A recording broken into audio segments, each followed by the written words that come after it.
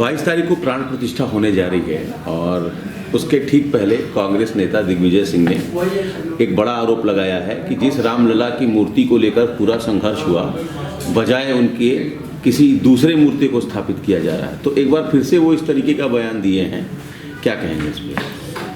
प्रभु को जिसको सबको दर्शन मिल जाए, सब प्रसन्न रहेगा, सबका आशीर्वाद है और हम तो उनके आशीर्वाद के आकांक्षी हैं। बस मैं इतना ही कहूँगा।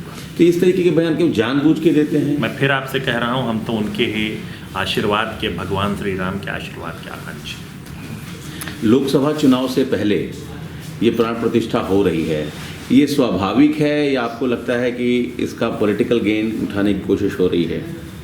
मैं फिर आपसे कह रहा हूँ कि भगवान का आशीर्वाद जिसको जिसको मिलता रहा है, जिसको प्राप्त होगा, वो सब प्रसन्न रहेगा, सबका वो रहेगा। चलिए, अपना दल कितनी सीटों पर दावा करेगा लोकसभा चुनाव में? देखिए, हम 80 की 80 सीटों पर तैयारी कर रहे हैं। जहां हम लड़ेंगे, हम तो 2014 से बहुत ही जिम्मेदारी के साथ इस गठबंधन को निभाते चले आए हैं। जहाँ हम लड़ेंगे वहाँ पर हम अपने कैंडिडेट को लड़ाएंगे, जहाँ पर हम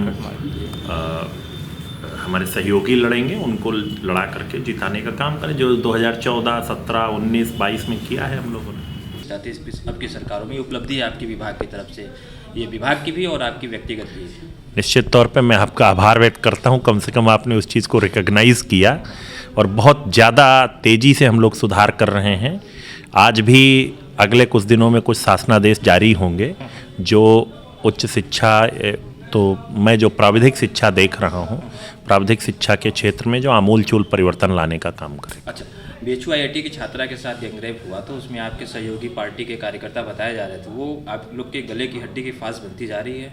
देखिए, सरकार ने त्वरित कार्रवाई की है और सरकार ने त्वरित कार्रवाई की है। जो दोषी हैं उनके विरुद्ध उनको कड़ी से कड़ी सजा मिलेगी। जहाँ तक हम लोग की जानकारी है, जो आरोपी थे वो चौथे दिन पहचाने गए, लेकिन गिरफ्तारी 60वें दिन हुई। देखिए, मुझे पूरे प्रकरण की जानकारी नहीं है, लेकिन इतना मुझे पक्का वो है, पता है कि माननीय प्रधानमंत्री जी के नेतृत्व वाली NDA की जो सरकार है वो किसी भी दोषी को बख्शती नहीं है। बुलडोजर की कार्रवाई होनी चाहिए ऐसे लोगों के खिलाफ। मैं फिर आपसे कह रहा हूँ, जो जिस प्रकार से हैं, कानून अपना काम करेगा। कानून के लिए हम, कानून की नज़र में जो प्रधानमंत्री जी की NDA की सरकार है वो बहुत सख्ती से इस पर जो है निर्णय लेने के लिए प्रसिद्ध है। नहीं, बतौर मंत्री पहले भी जो इस तरह की घटनाएं में शामिल थे उन पर बुलडोजर कार्रवाई हुई थी, तो आपका व्यक्तिगत क्या कहता है? क्योंकि हम सभी लोग के घर इस तरह, मैंने आपसे कहा ना, जो कानून के अंतर्गत कार्रवाई होगी निश्चित तौर पे होगी। हमारी सरकार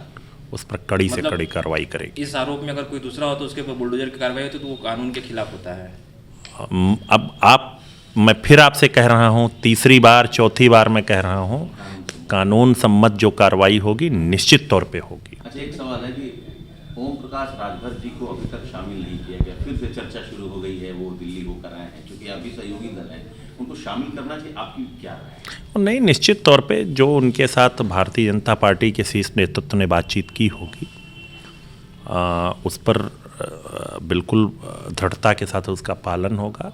समय का वो है, मुझे पूरा भरोसा है कि उनको उनका सम्मानपूर्वक समायोजन निश्चित तौर पे होगा। अच्छा, एक क्विक रिएक्शन, कितनी सीटों के साथ आप लोग आ रहे हैं? इकाई में कि दहाई में?